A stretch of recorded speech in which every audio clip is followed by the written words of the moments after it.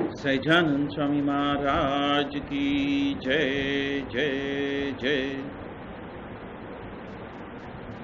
प्रकरण नंबर 11 सूरदई और बात नंबर 5वीं। यहाँ पे सभी परमहंसों की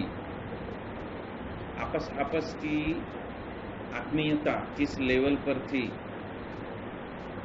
और उसमें क्या कमी थी उसकी बात बता रहे हैं। एक व्यक्ति दूसरे परमहंस को और दूसरा परमहंस तीसरा परमहंस को अपने से भिन्न समझता है। यहाँ पे एक बात आई कि सूरत भाव नहीं है गोपालानंद स्वामी के शिष्यों के बीच में, तो वो ज्ञान जो दे रहे हैं उसका क्या होगा, वो प्रश्न किसी ने पूछ लिया। तो यहाँ पे दो बात कही है, पूछड़े पानी पिलाते हैं गोपालानंद स्वामी, उसका मतलब क्या किसी को पता है? पूछड़े पानी पिलाते हैं, पूछ से पानी पिलाते हैं, मुंह से नहीं, पूछ से। किसी को पता है कि वो ज्ञान क्या था गोपालानंद स्वामी जो दे रहे थे? वो ज्ञान कौन सा था? वो था अपना जो करोड़रज्जु है, करोड़रज्जु का आखिरी मणका जिसको मूलाधार कहते हैं, और मूलाधार से लेके सहस्त्रार तक जो 7 चक्र है, वो 7 चक्रों पे ध्यान करवा के वो कुंडलिनी शक्ति को, ऊर्जा को ऊर्ध्वगमित करते थे और उसी से वो अनंत जन्म जन्मांतर के जो आपके बीज थे हर एक चक्र के अंदर, मन, बुद्धि, चित्त, अहंकार, अज्ञान, जो भी थे, जो ऋणानुबंधन थे, हर एक चक्र में अलग अलग उसका कार्य है, उसको काटते थे और वो ज्ञान देते थे कि हम कैसे लिबरेट हो सकते हैं, कुंडलिनी शक्ति कैसे साइलेंट होती है और उसको एक्टिवेट करके उसको सहस्त्रार पे लाकर कैसे वो ब्रह्मानंद का आनंद हम ले सकते हैं। तो उस ज्ञान के ऊपर जब चोट की तो उन्होंने क्या किया, गीता का रहस्य का पुस्तक लिख दिया और सामने रख दिया और बताया कि इसमें क्या भूल है वो बताओ। मतलब क्या हुआ, एक सूक्ष्म अहंकार सामने आ गया कि मैं कौन हूं, मुझे नहीं पहचान, पर हकीकत कुछ और ही था। और वही बात नित्यानंद स्वामी ने भी, मुक्तानंद स्वामी ने भी अलग अलग तरीके से बताई। और यहाँ पे हरिप्रसाद स्वामी बोलो या तो काका जी महाराज बोलो, उन्होंने शुरुआत से ही संप सूरत भाव एकता उसके ऊपर कार्य करने के लिए बोला, क्योंकि जो खामी पहले रह चुकी है उस खामी को बुनियादी तौर पे ही खत्म करो। मतलब क्या है, भेद रहिता, जो बापू कहते थे अविरोध वृत्ति और भेद रहिता, वेदातीत अवस्था। तो जो अविरोध वृत्ति है, अविरोध वृत्ति मतलब क्या है, यदि संप नहीं होएगा तो विरोध हो जाएगा। और दूसरी बात क्या है कि हृदय कमल के अंदर जो 12 पकड़िया है उसमें से 6 देवी 6 आसुरी, उसमें से एक ईर्षा। तो वो ईर्षा का भाव उस लेवल पे भी मौजूद था, क्योंकि कोई अपनी हृदय गुफा में गया ही नहीं। कुंडलिनी तंत्र पूरा सिखा दिया, लेकिन जो 6 पंखड़ियों में शुरुआत में काम करना है, काम, क्रोध, लोभ, ईर्षा, मोह, मत्सर, कपट, ये जो आयामों पे काम करना है, क्योंकि कलयुग के अंदर वो 6 पकड़ियां भी कार्यरत होती है और तभी एनर्जी बैलेंस में आती है। तो वो बैलेंसिंग नहीं किया। बैलेंसिंग ऑफ द एनर्जी मतलब क्या है कि कलयुग इस वक्त किस लेवल पे कार्य कर रहा है वो पता नहीं। आपको शास्त्र का ज्ञान है, आपको कुंडलिनी तंत्र का ज्ञान है, आपको मुक्ति का मार्ग प्रशस्त करने का पूरा रास्ता मालूम है कि जीव इस रास्ते पे चलेगा। ऐसा नहीं है कि एक ही तरीके से मुक्ति होती है, मुक्ति के अनेक आयाम हैं, लेकिन जिसने भी जो रास्ता चुना है वो अपने आप में उच्चतम अवस्था में ले जाने के लिए पर्याप्त है। लेकिन जो खामी है, वो खामी क्या थी कि प्रेजेंट मोमेंट में आप कौन से समय में आए हो वो भूल जाते। उनको पास्ट जन्म के वजह से या तो जो भी उन्होंने साधना की है, तो वो साधना का जो पुण्य प्रताप है, वो साधना का पुण्य प्रताप के वजह से और महाराज की दीक्षा के वजह से वो सारा ज्ञान तो अंदर से निकाल सकते हैं, पर जो चैप्टर बाकी है उसका क्या, वो है भेद रहित। भेद रहित आप कब हो सकते हो, जब ये 6 डायमेंशन आपने कर्व कर दिया है। मतलब कि हर एक डिवोटी में से ये जो काम, क्रोध, लोभ, मोह, मत्सर, कपट, ईर्षा, ये आयाम, जो आसुरी आयाम को आपने सबसाइड नहीं किया, उसके ऊपर विजय नहीं दिलाई है, तो वो ज्ञान क्या हो जाएगा, अभद्र हो जाएगा। वो ज्ञान अभद्र इसलिए हो जाएगा क्योंकि कहाँ ना कहाँ वो ईर्षा, सुपरमसी की ईर्षा, वो सुपरमसी जीव के अंदर कहीं ना कहीं सूक्ष्मतम में ये एक जिजीविसा रहती है। संकल्प नहीं रहता है, जिजीविसा रहती है, मैं अन्यों से अच्छा लगूं। और वो जो अन्यों से अच्छा लगने की बात है, सत्ता को प्राप्त करने की बात है, या तो वाहवाही पाने की बात है, या तो अपने ही गुणगान सभी लोग गाए, वो जो अपेक्षाएं हैं, सूक्ष्म अपेक्षाएं, वो जब मरती नहीं है तो ईर्षा, कलयुग उसके माध्यम से मैनिफेस्ट होके पूरे के पूरी संस्था को वो ध्वस्त कर देता है। सिर्फ ईर्षा को पकड़ के पूरी संस्था ध्वस्त हो जाएगी, जमीन ध्वस्त हो जाएगी।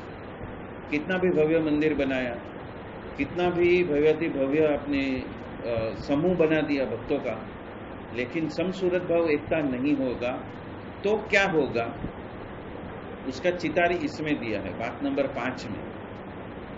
वो उन्होंने उस वक्त की बात नहीं की है, उन्होंने आने वाले भविष्य की भी बात इसमें लिख दी। और वो बात काका जी और हरिप्रसाद स्वामी ने दोनों ने जोर शोर से पकड़ी कि सम सूरत भाव एकता। और यदि हम गलत नहीं है तो अभी अभी महंत स्वामी ने 5 साल पहले वो बात अभी पकड़ी। प्रमुख स्वामी का दौर गुजर गया, बहुत सारे मंदिर बनाने का दौर गुजर गया। अभी जब उन्होंने जब ये तय किया कि अभी चैतन्य मंदिर बनाने हैं, तो सबसे बड़ी रुकावट ये समसूरत भाव एकता की ही दिखाई दी। क्योंकि उनको मालूम है कि जब तक प्रमुख स्वामी महाराज थे और उनके जो साथी है वो महंत स्वामी है, पर अभी जो नेक्स्ट जनरेशन आएगा वो न तो प्रमुख स्वामी न तो योगी जी महाराज को देखे हुए हैं। उन्होंने जो देखा है वो प्रमुख स्वामी को देखा है, या तो महंत स्वामी को देखा है, या तो अभी के इस वक्त के जो संत है, जो परमहंस है, उनको देखा। नेक्स्ट में, फ्यूचर में क्या होगा, महंत स्वामी वो बात समझ गए कि मेरे जाने के बाद में ये संस्था को यदि एक सूत्रता से बांधना है तो काका जी का वो सूत्र नहीं अपनाएंगे तो वो संस्था टिक नहीं पाएंगी। और जो संस्था सर्वोत्कृष्ट चरम पे जाके कोलैप्स होती है तो जनता में बहुत बुरा मैसेज जाता है, और जितने आए थे उससे कई लोगों को वो विमुख कर देंगे, आने वाले को विमुख कर देंगे वही लोग। और इसीलिए जो डिवीजन है, मतलब कि 2 भाग है, जो क्या बोलते हैं, मनमुटाव से जो 2 भाग होता है वो हमेशा डिस्ट्रक्टिव होता है। जो हरिधाम सोखड़ा में भी हुआ है वो दुर्भाग्यशाली कहा जाता है, वो कुछ अच्छी घटना नहीं है कि दोनों एक ही लेवल पे थे और प्रेम भाव से अलग हुए, वो बात नहीं। यहाँ पे सुपरमसी की बात है, सच्चा अधिकारी मैं हूँ, मेरी ही गादीपति के रूप में स्थापना होनी चाहिए, मैं ही ये संपत्ति का वारिस हूँ, मुझे ही सारे हक मिलने चाहिए, तो बात कहाँ पे गलत ट्रैक पे चली गई। और ये कलयुग करवाएगा। कलयुग वही 6 पकड़ियों का सहारा लेकर वो किसी भी संस्था में किसी भी दौर में करवाएगा। और इसीलिए यदि हम देखते हैं तो जैनिज्म में एक स्ट्रक्चर है, फिर बुद्धिज्म में एक स्ट्रक्चर है, जो गोयंका जी विपासना कराते हैं उसमें एक स्ट्रक्चर है। उसमें सबसे पहले उसी के ऊपर कुठाराघात करते हैं कि आपके अंदर के चैतन्य तत्व को जगाने के लिए हम आए हैं। तो ये इंडिविजुअल साधना, कलेक्टिव साधना जब हम करते हैं तब भी आपको दूसरे को देखना ही नहीं, देखना नहीं, इतना नहीं, बात भी नहीं करनी। जब आपके स्वाध्यायी के साथ में आपको बात ही नहीं करनी है, जब आपको आपके अंदर के उस चैतन्य तत्व को, आत्मा को ही ढूंढना है, तो कंपैरिजन होएगा ही नहीं।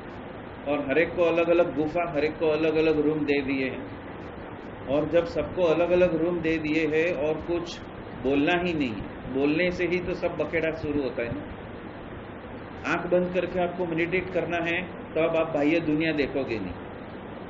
तो जो संसार का सबसे बड़ा ट्रूथ है वो आपकी हृदय गुफा में बैठा है, और आप इंद्रियों के माध्यम से कहां पे जाते हो? बाह्य सांसारिक और व्यवहारिक जगत में जाते हो, जिसको देखना ही नहीं,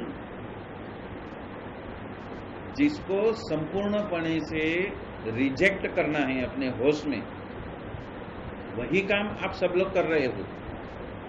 तो जो मिस्टेक है या तो जो कमी है, वो कमी कहां पे है कि मूल सेल्फ रियलाइजेशन का जो फाउंडेशन है वो ज्ञान और भक्ति पे रखा गया, नहीं कि स्वरूप योग पे रखा गया। जब स्वरूप योग पे रखा गया होता तो क्या होता?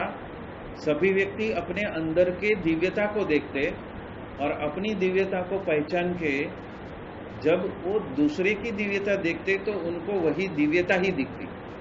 तो शुरुआत कहाँ पे हो गई? ये बड़ा है, इसके पास में 100 डिसाइपल है, ये क्षेत्र का अधिपति है, वो वे क्षेत्र का लीडर है, वो क्षेत्र का लीडर है, यहाँ पे 5 मंदिर बनाए हैं, इसने 10 मंदिर बनाए हैं, इसने इतना कंट्रीब्यूशन किया है। तो क्या हो गया? सब सांसारिक और व्यावहारिक गतिविधियों को ही देखा गया, जो विपश्यना में उसको पहले से ही खत्म कर दिया। बोला बाहर देखना ही बंद करो ना, वही तो सबसे बड़ी ट्रबल है।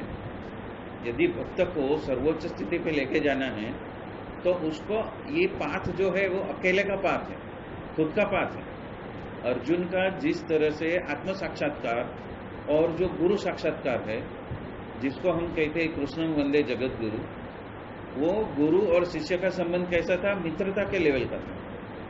तो वो कृष्ण को जिस लेवल से समझता था, उससे जो परे का जो लेवल है वो वहां पे खड़े रह के उन्होंने दिया कि तू कौन है और मैं कौन हूं। उसकी जब पहचान हो जाएगी तो करिष्ये वचनं तव पे व्यक्ति आ सकता है, क्योंकि उसने तत्व को जाना, उसने आत्मा को जाना, उसने आत्मा की क्वालिटी को जाना और उसने फ्यूचर को जाना कि यहाँ पे दुर्योधन दोषी नहीं है, यहाँ पे भीष्म पिता दोषी नहीं है, यहाँ पे जो भी तेरे अतिरथी महारथी खड़े हैं कोई दोषी नहीं।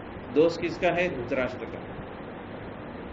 धृतराष्ट्र के कर्म बीज का फल पक गया है, उसके वजह से वो दुर्योधन को एम्पावर नहीं कर सका, या तो वो जो भीष्म पितामह थे उसकी सलाह को एक्सेप्ट नहीं कर सका, क्योंकि वो फल संचित कर्म का फल पक के परिपक्व होके सामने आया था और उसको 100 पुत्र का हनन वही उसका प्रारब्ध था।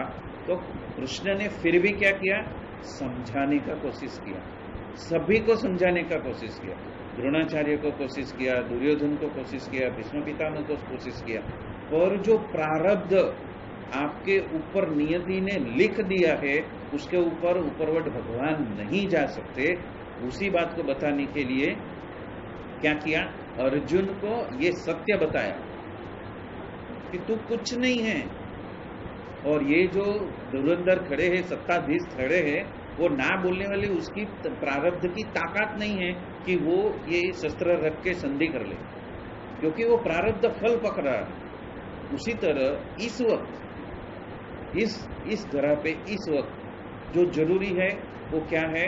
सम सूरत भाव, एकता की जरूरत। यदि वो नहीं बरकरार रखेंगे तो आने वाले समय में क्या क्या तकलीफें आएगी वो तकलीफ किसी को पता नहीं। जब युग परिवर्तन की बातें चालू हुई तो क्या हो गया? सभी लोग एक्टिव हो गए। कौन कौन एक्टिव हुए? जसभाई साहब एक्टिव हुए, वसी भाई एक्टिव हुए, फिर गुरुजी एक्टिव हुए, फिर मोहन स्वामी को पूछा गया तो मोहन स्वामी भी एक्टिव हो गए। तो उनको पता चला कि जो हम लेके बैठे हैं उससे कुछ अलग जो प्रेजेंट मोमेंट में करना है वो समसूरत भाव, एकता करना है। यदि हम ही यूनाइटेड नहीं होंगे, हमारे अंदर ही कॉन्फ्लिक्ट होएगा, हम एक दूसरे के लिए प्रतिसाद देने के लिए तत्पर नहीं है, तो क्या होएगा?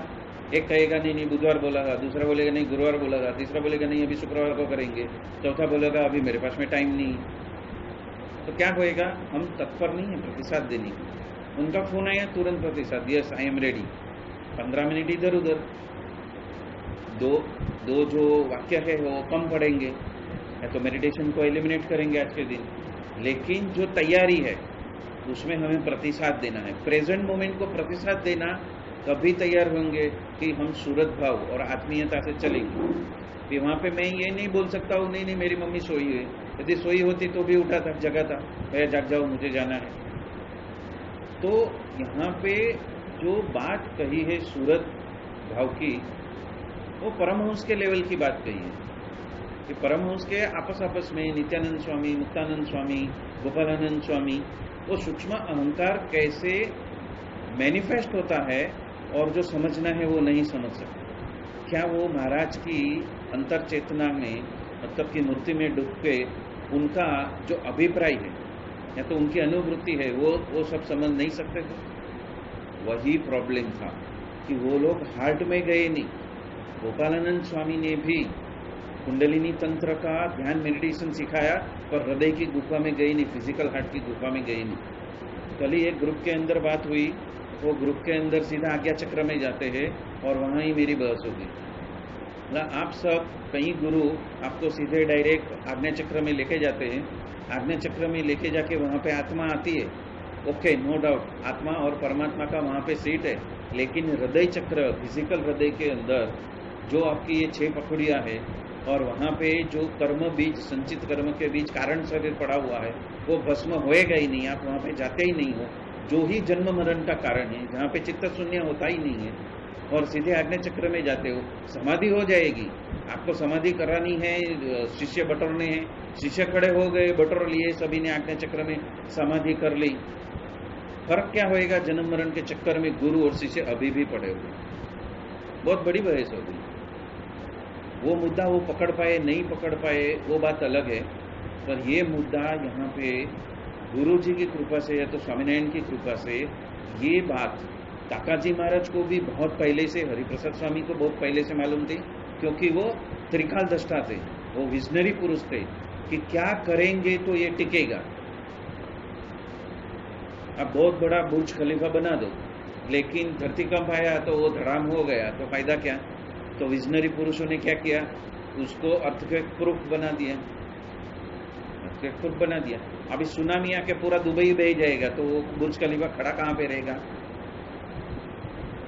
तो जो चीज कमियां जो लोग ढूंढ पाते हैं तो उसका सॉल्यूशन दे देते हैं। बुर्ज खलीफा के आसपास में 10 किलोमीटर में कहां पे भी भूकंप होएगा, बुर्ज खलीफा को कुछ नहीं होगा, वो वैसा का वैसा खड़ा रहेगा। वो टेक्नोलॉजी इंप्लीमेंट कर दी, पता है जो विजनरी है वो कर सकते हैं। तो ये विजनरी ने, हरिप्रसाद स्वामी ने और काकाजी महाराज ने इसीलिए बहुत पहले ये फाउंडेशन डाला, और उसका परिणाम क्या हुआ कि गुरु जी ने जो पारिवारिक संबंध को मजबूत करने के लिए पंचम पुरुषार्थ का एक जबरदस्त वीडियो बनाया। उस वीडियो में ये आया कि एक संत बहन को हार्ट का ऑपरेशन करना था और उसका अच्छे से अच्छा यूएसए का डॉक्टर अहमदाबाद में आता था, तो सभी लोग एक उत्सव है करके उसकी सेवा में लग गए। सबसे 50 भक्त लग गए कि हम उत्सव मनाते हैं कि दीदी का हार्ट का ऑपरेशन करना। और वो जब वो समसूरत भाव एकता वो गुरु जी ने डिवोटी को कम रख के की, वही समसूरत भाव एकता के लिए भरत भाई वसी भाई ने सब छाटपुट करके बहुत खाली 1500 फैमिली को ही अपने अंदर लिया है। उन्होंने सभी को आवभगत नहीं किया है। देखो अभी औरंगाबाद में जब हुआ था, सत्संग हुआ था, तो 65,000 व्यक्तियों ने देखा उसको वहां पे आके या टीवी पे, लेकिन लिया कितना को? 200 से भी कम डिवोटीज को लिया। क्यों? क्योंकि वो जानते हैं कि जो एलिवेटेड सोल से यदि उसको हम अंदर ले लेते हैं तो हो सकता है ये प्रिंसिपल पे वो स्थापित हो। भरत भाई वसी भाई को समझ पाए, क्योंकि कई लोगों की मान्यता ऐसी होती है कि वो समझने के लिए तैयार नहीं। यदि किसी ने कह दिया कि स्वामीनारायण भगवान तो कृष्ण के गोलोक धाम से नीचे में है, ऐसा बहुत बोलते, खुलेआम बोलते, इस्कॉन वाले भी बोलते हैं कि स्वामीनारायण का जो धाम है ना वो तो गोलोक धाम अपने राधा माधव के धाम से भी नीचे धाम है, उसका एक कोने में स्वामीनारायण भगवान का अक्षरधाम है। तो जिसको पता नहीं है वो कुछ भी अष्टम पष्टम बोलते हैं। उसी तरह कई लोग ऐसे भी है, नित्यानंद बाबा के पास में आए हैं अभी नाम ही गणेशपुरी रखा है, फिर भी बोलते हैं वो शिव है। अभी आज की डेट में भी बोलते हैं शिव है। 50-50 साल की साधना हो गई, नित्यानंद बाबा शिव है, शिव का रूप है। अरे जिसने स्वयं गणेशपुरी नाम रखा उसको आप शिव कह रहे हो। दूसरी बात, जो आरती चल रही है उसमें एक आरती में पहले ही बोला गया, प्रथमा दत्त रूप घेसी, द्वितीया श्रीपाद होसी, तृतीया अक्कलकोट होसी। तो पहले ही बता दिया गया है कि वो दत्ता अवतार है, तो सिद्ध जगत से है, फिर भी बोल रहे हैं शिव, आरती कर रहे हैं, लेकिन वो एक्सेप्टेंस नहीं कि आप क्या बोल रहे हो, आप क्या सुन रहे हो, उसके ऊपर चिंतन मनन नहीं। और ये चिंतन मनन कहाँ पे होएगा? यदि आप हृदय की गुफा में जाकर यदि वो अनुवृत्ति को नहीं समझ पाओगे तो बहुत सारा आपका जो इफोर्ट है वो वाया जाता है। जिस तरह से आपने बहुत सारी साधना की है, आपको महाराज एकदम प्रकट है, आप पूछते हो और महाराज यहाँ से निकल के आपको जवाब देते हैं, पर यदि अनुवृत्ति समझ में नहीं आई तो पता नहीं चलेगा कि महाराज की असली इच्छा क्या है। महाराज बोलेंगे कुछ, उनकी इच्छा कुछ और होगी, भरत भाई आज्ञा कुछ करेंगे, इच्छा कुछ और होगी। तो वो अंदरूनी इच्छा जो अनुवृत्ति है वो समझने के लिए हमें सभी को ये सम सूरत भाव एकता में जाना, वो उसका सूत्र है, वो दैवी गुण है। वो हकीकत में क्या है? दैवीय गुण। वो दैवीय गुण में क्या है? यूनिटी, एकता में जाना। यदि आप एक नहीं होंगे तो दूसरे के प्रति प्रतिसाद देने के लिए आप तत्पर ही नहीं होंगे। बोलेंगे नहीं अभी मेरा ये काम चल रहा है, नहीं नहीं अभी मेरा तो ये काम चल रहा है, नहीं नहीं मेरा तो वो काम चल रहा है, तो हम प्रस्तुत नहीं होंगे। तो जो प्रस्तुत होने की जो बात है वो आयाम पे, कौन से आयाम पे? कि मैं जो जिसको सर्व कर रहा हूँ, मैं मेरे महाराज को ही सर्व कर रहा हूँ, भक्त को सर्व कर रहा हूँ, मतलब किसको सर्व कर रहा हूँ? महाराज को ही सर्व कर रहा हूँ। और ये बात कहाँ पे आई? ये बात उद्धव जी के आख्यान में भी आई। उन्होंने जब गोपी की स्थिति देखी कि उद्धव कौन सी जगह पे, हम कौन सी इंद्रिय में हम कृष्ण को भरे, ऑलरेडी वहां पे हैं, अभी कौन सा ध्यान लगाए, कौन सा मन शून्य करे, कौन सा चित्त शून्य करे, सब कुछ शून्य हो चुका है, कृष्ण के अलावा कुछ है ही नहीं। तो क्या हो गया? उद्धव जी को संदेश मिल गया कि वे ऑलरेडी स्थिति में है, वो स्थित प्रज्ञ है, स्थिति में है। तेरा ज्ञान जो है ना वो सुपरफिशियल मन बुद्धि का ज्ञान है। तो अक्रूर जी को गोलोक धाम में बिठाया और उद्धव को वहां पे बद्रिकाश्रम में लेके गए। क्यों? क्योंकि उसको और आगे जाना है, उद्धव को और आगे जाना है, तो उसकी टेस्टिंग ज्यादा होगी, तो उसको और जन्म लेना पड़ेगा। तो हम सब कैसे हैं? वैसे ही है। हम सब स्वामीनारायण भगवान के समय पे भी थे, कृष्ण के समय में भी थे, राम के समय में भी थे, वो अक्कलकोटी के समय में भी थे, दत्ता अवतार आए थे तभी भी थे। पर हमारी भक्ति का फल देने वाला जो अभी आया है उसके सामने हम प्रस्तुत होने के लिए तैयार नहीं। हम दूसरी सबकी सुनते हैं और हमारे काका जी महाराज की सुनते नहीं। इसलिए उन्होंने क्या किया? लिख के गए, वो रोट इट डाउन कि हम आज बोल के गए हैं, कोई सुनेगा नहीं सुनेगा, कोई याद रखेगा नहीं रखेगा, it is better to have a book. लिख के जाओ, शास्त्र छोड़ के जाओ। श्री जी महाराज का क्या था? एक तो टेम्पल बना के छोड़ो, दूसरा शास्त्र बना के छोड़ो। और शास्त्र क्या? जो प्रकट सत्पुरुष बोलता है वही शास्त्र, वो सिद्धांत भी स्थापित किया। ऐसा नहीं है आप वेद पुराण उठा के फिर से वही पचड़े में फंसो। जो पास्ट लाइफ में आप फंसे थे उसी में फंसते रहो, वो नहीं चाहते थे, इसलिए वो सूत्र दे दिया। जो शास्त्र प्रकट सत्पुरुष दे रहा है वही शास्त्र है, वही वेद है, वही पंचम वेद है। तो गुरु जी ने क्या किया? पहले आप अपने संबंधियों को छोड़कर, ब्लड के रिलेटिव को छोड़ के, ये भक्त ही मेरे रिलेटिव है तो उसके घर में आना जाना चालू करो। इसके बेटे का एडमिशन कॉलेज में कराना है तो तुम 3 जन उसको हेल्प करने के लिए वो कॉलेज में उसके साथ में जाओगे। इसका ऑपरेशन हो रहा है तो 10 व्यक्ति उसके पीछे लग जाएगा। 24 घंटे में क्या क्या जरूरत है, कितनी शिफ्ट में कौन वहां पे बैठेगा, उसका प्लानिंग आपको करना है। वो पहले से ही गुरु आज्ञा पहले से ही है। सूरत भाव की बातें नहीं, सूरत भाव का प्रैक्टिकल नहीं किया तो फायरिंग, वो भी 100 के बीच में। तुमको बताया गया कि ये भक्त के घर में आपको ये पाली में आपको यहाँ पे उसको मिलने के लिए जाना है और उसका उत्तरदायित्व लेना। शाम का टिफिन आपको देखना है, शाम का नाश्ता आपको देखना है, शाम का चाय आपको देखना है, तो आपको ही देखना है, कोई और नहीं देखेगा। और नहीं मिली तो सीधा गुरु जी का फोन, कितना करोड़ का टर्नओवर करने के लिए तू वहां पे नहीं गया? हाँ, यदि वो बोलेगा मुझे डबल शिफ्ट करनी पड़ी, बोला डबल शिफ्ट करनी पड़ी, तेरा खुद का पिता यदि डबल शिफ्ट करने के बाद में हॉस्पिटल में होता तो ये बोलता मैंने डबल शिफ्ट किया है? दौड़ता कि नहीं दौड़ता? तो भक्तों को ही रिलेटिव मानो, वो ही तुम्हारे रिलेटिव है, तो उसके लिए दौड़ो। तो एक है शाब्दिक ज्ञान, एक है तात्विक ज्ञान और एक है प्रैक्टिकल। जो प्रैक्टिकल हम मिसिंग करते हैं तो उसका प्रतिसाद देने के लिए हम तैयार हो जाए, वो तैयारी जब नहीं रहती है तो बड़े से बड़ा 4 लाख लोगों का समूह सोकड़ा का ध्वस्त हो गया और अभी भी फाइटिंग चालू है। पैसा कौन खा रहा है? जज और वकील खा रहे हैं। किधर जा रहा है? संस्था का पैसा जा किधर रहा है? वेस्ट हो रहा है ना। और उनकी फी कैसी है? तगड़ी, क्योंकि करोड़ों की संपत्ति है तो फी वो 2-4 लाख लेंगे? नहीं लेंगे। तो ये आयाम कहां से मुड़ जाता है, बड़े से बड़ा स्ट्रक्चर कैसे ध्वस्त होता है वो हमारे आंखों के सामने। तो इसलिए ये जो संत सूरत भाव और एकता की जो बात है, वो एकता की बात मैं बचपन से सुनता आया। जो ऐक्य की बात है ना, वो बचपन से सुनता आया, क्योंकि मैंने उस दूर दराज के विलेज में देखा। पूरा विलेज है लोअर कास्ट का, लेकिन वो 3 सत्संगी, मेरे नाना के दूसरे 3 रिलेटिव, ब्लड रिलेटिव, जिन्होंने ऐसी दिव्य परंपरा में प्रेम लक्षणा भक्ति में कार्य किया। वो वासना में जो मंदिर था उसके ट्रस्टी थे, लेकिन वासना छोड़ना पड़ा क्योंकि वहाँ पे रेल लाइन नहीं थी।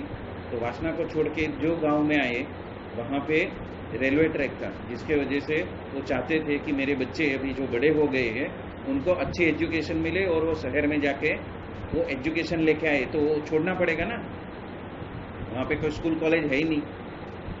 तो जो उन्होंने समसूरत भाव रखा कि कोई आए ना आए, शाम को 7 बजते ही वो सब दूर से चल के वो सत्संग के लिए आते थे। सिर्फ 3 जन में सत्संग होता। उन्होंने ये नहीं देखा कि अभी वो वासना वाली भीड़ हमारे पास में नहीं है तो छोड़ देते हैं। हाँ, वो लाला को रात का सामग्री धरा दिया, भोग लगा दिया तो हो गया, शयन करवा देते, शयन आरती करवा देते। नहीं, उन्होंने वो स्वाध्याय सत्संग चालू रखा। क्यों सत्संग चालू रखा? क्योंकि जप, तप, व्रत, दान और कोई भी आपकी धारणा, ध्यान धारणा, उससे ज्यादा प्रसन्न श्री कृष्ण भगवान श्रीमद् भागवत में कहते हैं कि सत्संग से मैं सबसे ज्यादा खुश होता हूँ। और वो सत्संग वो नहीं करते तो मैं कहां से खड़ा होता भक्ति की तरफ? होता ही नहीं ना। तो सिर्फ 3 आत्माओं के वर्तन के वजह से मुझे ऐसा लगा कि मुझे भी यहाँ बैठना चाहिए।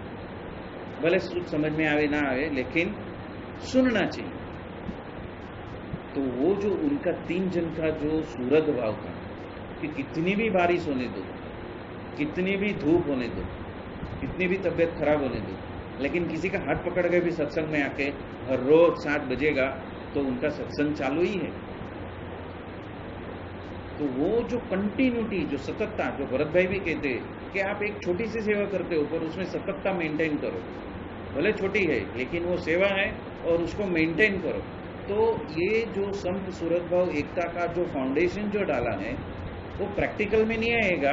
तो ये सत्संग करना, रिकॉर्ड करना, अपलोड करना, उसका कुछ महत्व नहीं।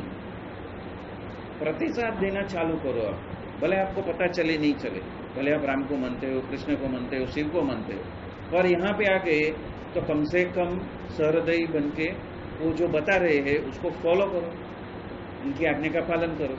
यदि ये बोलेंगे कि आप बाजार में जा रहे हो तो ऐसी 3-4 चीजें लेके आना, तो लेके आओ। वो जो सूरत भाव है, वो सूरत भाव की वजह से आपकी सेवा हो जाएगी और सेवा के वजह से वो ही जो हृदय की गुफा के अंदर कारण शरीर के जो पर्दे हैं ना, पर्दे जो आपको चिदाकाश तलक पहुंचने में बाधा बनते हैं, जिसको उपाधि कहते हैं। उपाधि मतलब ये देह, मन, बुद्धि, चित्त, अहंकार का जो पर्दा है, वो पर्दा जो आपको रियलाइजेशन नहीं करवाता है कि मेरे हृदय में कौन बैठा है, वो देखने नहीं देता है, वो पर्दे कटने लगेंगे। किससे? खाली मार्केट में जा रहे हो ये लेके आओ, वो लेके आने से आपके पर्दे कटेंगे, वो सेवा से। क्यों? क्योंकि सूरत भाव आया, सुप्रीमेसी आई कि मैं उनकी आज्ञा का पालन करूंगा और अहोभाव भाव से करूंगा। तब हो गया। तकलीफ बहुत कुछ हो सकता है। हस्बैंड आके बैठा है, उसको चाय बनाना है, बेटा आएगा अभी थोड़े टाइम में, आधे घंटे में स्कूल से आएगा, उसको कुछ नाश्ता देना है। फिर भी यदि मुझे आज्ञा की है कि मुझे वहां से लेके आना है, तो मैं आधे घंटे का भी सेक्रीफाइस करके बाद में मैं अपने घर पे जाऊंगा और वो कार्य को संपन्न करूंगा। तो हम कितना भी ये पढ़ ले, पर यदि जिस तरह से गुरु जी ने जो प्रस्तापित किया है सूरत भाव, तो सूरत भाव मैनिफेस्ट नहीं होएगा तो हम आगे नहीं बढ़ पाएंगे। क्योंकि वो प्रैक्टिकल में आना चाहिए, हमारे स्वभाव में आना चाहिए। और वो स्वभाव में आना, उसके लिए आपको अपना जो कंफर्ट जोन है ना, कंफर्ट जोन वो तोड़ना पड़ेगा। जैसे कि मैं अभी सो रहा था, मेरा डेली का नियम है कि मम्मी कभी भी जागती है तो मैं 6 सवा 6 बजे उठता हूँ और उनको ही चाय बनाने को बोलता हूँ, और वो चाय बनाते पीती है, बाद में बाकी का प्रोग्राम चालू होता है। लेकिन यहाँ पे जैसा फ़ोन आया, हाँ चलो ठीक है 15 मिनट में आ सकता हूँ, फिर 20-25 मिनट हो गया तो आप क्या मुझे जेल में थोड़ी डालने वाले? जब आप बोल रहे हैं कि सारी तैयारियां हो चुकी है, तो फिर प्रतिशत बाकी है ना। तो कंफर्ट जोन को तोड़कर, अभी वो मोबाइल चार्जिंग भी नहीं हुआ, तो दूसरा अल्टरनेटिव है ना। तो वो जो प्रेरणा में हम रसबस हो जाएंगे, तो वही सम सूरत भाव एकता हमारे ब्लड में आ जाएगी, और ब्लड में आ जाएगी तो हो सकता है कि भविष्य में कभी भी हम जो 6 जन 7 जन बैठे हैं, तो कभी भी एक दूसरे की आज्ञा को ना करने के लिए 100 बार सोचेंगे। यदि बोलेंगे भी तो आप बोलेंगे हाँ आधे घंटे में मैं कुछ आपको फोन करता हूँ वापस। हो सकता है पॉसिबिलिटी नहीं भी हो, जरूरी नहीं है कि हम उपलब्ध हो जिस वक्त किसी ने फोन किया तब। तो कम से कम ईर्ष्या में तो नहीं जाएंगे, कम से कम घृणा नफरत में तो नहीं जाएंगे, कम से कम नकारने में भी हमारी क्या होगी, विनम्रता होगी। विनम्रता तो आएगी, हाँ ठीक है मैं सोच के बताता हूँ। वो तो हो सकता है। अभी जयश्री बहन है, उनके पास में तो किसी का फोन नंबर ही नहीं है, तो किसको फोन करने वाले? लेकिन वो आएंगे तो किधर आएंगे? पड़ोसी। हाँ, रात को 12 बजे भी कुछ तकलीफ है, यस लता मौसी जागो।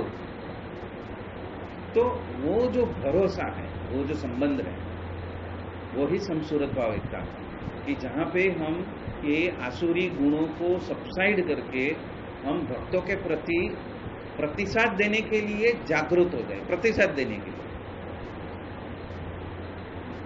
तो वही है सहृदयी। ऐसा भक्त को ही सहृदयी बोला जा सकता है। बाकी लेक्चर तो देने के लिए, पुस्तक पढ़ के लेक्चर देने वाले आपको 1000 मिल जाएंगे, उसका कुछ मतलब नहीं है। सुनने वाले भी 10,000 मिल जाएंगे, उसका भी कुछ मतलब नहीं। तो प्रैक्टिस, उसके लिए प्रैक्टिस करना पड़ेगा, वो प्रैक्टिस को आत्मसात करना पड़ेगा। अभी समझो मेरे घर में कुछ मेहमान आए, कुछ खाना बच गया, और यदि उन्होंने किसी को बोल दिया कि भाई मेरे घर में इतना खाना बचा है, आप शाम का खाना मत बनाना, मेरे वहां से लेके जाना, तो वो क्या हुआ? वो सूरत भाव हो गया कि मेरे घर में जो खाना पका है वो तो महाराज का प्रसाद है, अभी प्रसाद को मैं कैसे वेस्ट में फेंक दूं? ये सूरत भाव है कि मेरे घर में बचा हुआ जो भी अन्न है, वो यदि किसी को काम में आ जाता है तो नियर बाई को ही किसी को बुला ले। तो ये प्रसाद है, प्रसाद समझकर उसको ग्रहण कर। ऐसा नहीं सोचना है अरे यार बचा हुआ मेरे को दे दिया, मेरे को बुला लिया, वो नहीं सोचना है। सोचना ये है अरे एक भक्त ने मुझे प्रसाद देने के लिए मुझे बुलाया है, तो मेरा कितना अहोभाग्य है। तो जब वो समझोगे ना, तो सारी प्रक्रिया अपने आप, हृदय के जो 9,32,000 जो पर्दे हैं, जिसको शास्त्र उपाधि कहता है ना, वो तुरंत टूटने चालू हो जाएंगे। उसका फल बहुत बड़ा है, छोटा मोटा नहीं। और उसके ऊपर हमें सबको प्रतिसाद देना, तो वो प्रतिसाद आ जाए तो ही वो सहृदयी, ये तो ही ये सत्संग, तो ही इसका काका जी के प्रति हमारी समर्पितता, ये हमारी समर्पितता हुई। तो आगे अभी कौन पढ़ेगा? दो प्रिंसिपल एक साथ में चल रहे हैं। एक है स्वधर्म को समझना और एक है अनुवृत्ति को समझना। अभी स्वधर्म क्या है कि जिसको मैंने गुरु माना है, जिसको मैंने इष्ट माना है, वो जो आज्ञा करे उसमें मुझे टुक-टुक बरतना, वो मेरा स्वधर्म। अभी आपकी अनुवृत्ति कहाँ पे चल रही है? नहीं मैं ही महाराज हूँ। क्या हो गया? आप एक तरह से अपने आप को लिमिट कर दिए। अभी गुणातीतानंद स्वामी को लेते हैं तो उन्होंने क्या किया, वो तो चुटकी बजाए तो सब समाधि में चले जाए।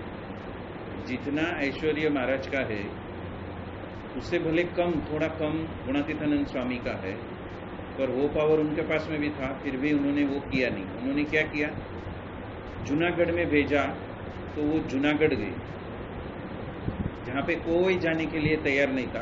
वहाँ का पानी में इतना क्षार था कि यदि वो पी लेवे तो तृप्ति भी ना होवे और पेट ऐसा बड़ा फूल जाए, और साधना होने की तो बात ही छोड़ दो। तो वहाँ पे उन्होंने वो आज्ञा का स्वीकार किया कि मेरे गुरु या तो मेरे इष्ट जो मुझे बता रहे हैं, यदि कोई भी तैयार नहीं हो रहा है तो उन्होंने स्वयं को झोंक दिया। वहाँ पे मान्यताओं को, जो लोकवायिका है या तो वो परिस्थिति है, उसको नहीं देखा। उन्होंने क्या बोला, यदि कि कोई सूरवीर नहीं बनना चाहता है तो मैं वहाँ पे जाऊँगा। दूसरा एग्जाम्पल लेते हैं, रघुवीर जी को ये बोला गया कि आप एकदम सन्यासी होके जूनागढ़ में सत्संग करने के लिए जाओ। तो उन्होंने क्या किया, वो सारा जो ऐश्वर्य था आचार्य होने का, वो सारा ऐश्वर्य छोड़ दिया और सन्यासी होके भक्त बनकर वहाँ पे जूनागढ़ में शिष्य बनने के लिए उपस्थित हो गए, जहाँ पे उन्होंने खाना भी स्वयं बनाने का और सुबह में बनाया हुआ खाना शाम को खाना, वो किया। तो स्वधर्म और अनुवृत्ति दोनों का पालन किया। स्वधर्म क्या है कि मुझसे ज़्यादा जो ज्ञानी है, जो डायरेक्ट परमहंस है या तो जो गुणातीतानंद स्वामी है, वो तो समझे नहीं थे गुणातीतानंद स्वामी क्या है, वो सभी संत है, वैसे वो भी है। तो आज्ञा का पालन किया। तो ये आज्ञा पालन में यदि हमें बहुत कुछ छोड़ना पड़े फिर भी हमें वो करना है। तीसरा एग्जाम्पल, शास्त्री जी महाराज, उन्होंने देखा कि जो भगत जी महाराज है वो अक्षर पुरुषोत्तम की उपासना के स्थापक है, तो वड़ताल से कितने भी प्रलोभन आए फिर भी उन्होंने भगत जी महाराज को छोड़ा नहीं। तो स्वधर्म और आज्ञा पालन, वहाँ पे आज्ञा पालन को फेल करके उन्होंने स्वधर्म का रास्ता लिया, पर वो रास्ता कौन सा था? सही था कि मुझे इस सत्पुरुष के पास में ये अक्षर पुरुषोत्तम का ज्ञान लेना है और वही सर्वोपरि ज्ञान। तो स्वधर्म को भी चलित करके जो आज्ञा आती है उसको भी टालकर उन्होंने क्या किया, लोकांतर में भविष्य में जो होने वाले तत्व के प्रतिपादन के लिए सर्वोच्च ज्ञान यहाँ पे विराजित है, तो उन्होंने सारे पद को त्याग दिया। वड़ताल में दिए जाने वाले सारे पद को, सारे ऐश्वर्य को त्याग के वो भगत जी महाराज के पास में। तीसरा उदाहरण, काका जी महाराज विमुख कर दी, तो बहुत कुछ मानते थे। मैं भी योगी जी महाराज का शिष्य हूँ, मुझे दे दो आधा प्रॉपर्टी, मुझे दे दो आधा सारा स्पिरिचुअल ज्ञान, सारी जो एडिशन हुई है वो सारी पुस्तकें मुझे दे दो, वो मांग सकते थे। लेकिन उन्होंने नहीं मांगा। उन्होंने क्या लिया, मेरा स्वधर्म क्या है, मेरा रोल आने वाला क्या है, और मुझे अपने वर्तन से मुझे जन जन में क्या बात फैलानी है। यदि सोखड़ा में हुआ वैसा वो करते तो काका जी के पास में कौन आता? आज सोखड़ा में 4 लाख में से 2 लाख हो गए। क्यों? क्योंकि सभी को नफरत हो गया कि संत होके भी यदि यही करते हैं, संसारी के माफी की लड़ते हैं कि मेरी बाप की संपत्ति है मुझे दे दो, तो आपने एग्जाम्पल क्या सेट किया? आप अंदर अंदर कुछ भी करते हैं लेकिन बाहर सम सूरत भाव एकता बनाए रखते हैं। तो आज नहीं तो 10 साल के बाद में आपको वो अनुवृत्ति देने वाला तो आपके पास में था ना। अनुवृत्ति देने वाले हरिप्रसाद स्वामी तो आपके पास में थे ना, लेकिन पहले ही ठूसम चालू कर दिया। वो थे तभी चालू कर दिया।